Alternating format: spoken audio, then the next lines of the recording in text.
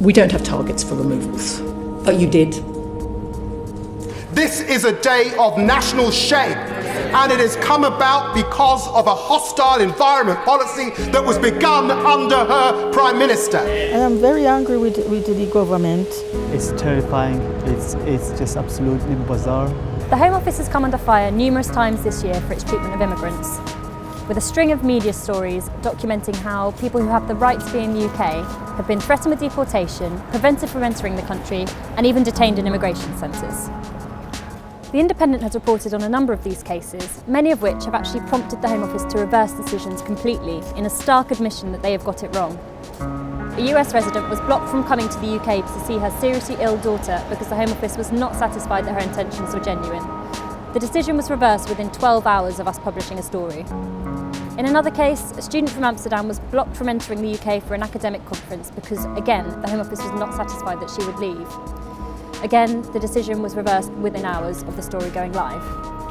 Other cases included Mohamed Bangura, a 6-year-old boy who was born in the UK and was blocked from returning home to his mother following a holiday in Brussels. There was also Hafizullah Hassan-Kale, an Afghan man who was threatened with deportation despite having served in the British Army. And it would be wrong not to mention the Windrush scandal, which came about in April when it emerged that hundreds of Commonwealth citizens had been wrongly targeted by the Home Office, with some of them detained and deported. While the Home Office ultimately admitted that they were wrong in their treatment of Windrush citizens, the department went on to make more blunders in the wake of the crisis. Within days, the then Home Secretary, Amber Rudd, resigned after admitting she was wrong to claim the Home Office didn't have deportation targets. I have asked officials to provide me with a full picture. A second contradiction came when the Home Office said more than 60 people from the Windrush generation may have been wrongly deported or removed from the UK, countering previous claims that there was no evidence anyone got deported. So what is going wrong in the Home Office for things to be going so wrong? I think there are two factors at play here. Firstly, it's simply incompetence and maladministration. There are certainly times when it is clear that the Home Office caseworkers are simply getting policies and decisions wrong.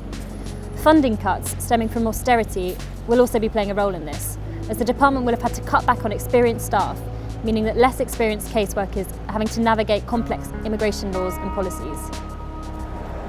But secondly, and at the heart of all this, is the hostile environment, which was created by Theresa May when she was Home Secretary as part of the Tory government's manifesto pledge to drastically reduce immigration. The policy brought in measures which extended immigration control far beyond the borders, requiring NHS staff, landlords, and even charities to carry out immigration checks. As the government department responsible for immigration security, it is only right that the Home Office is afforded powers to control who comes in and out of the country. But it's become clear that it's getting it wrong in a worrying number of cases, and something needs to change. Since the Windrush scandal, the Home Office seems more intent on improving its public image, which may in part explain all of the recent U-turns. But doing this on a case-by-case basis, and only for those who are able to get their stories told in the media, won't provide the root and branch reform that so many lawyers, campaigners and immigrants are calling for.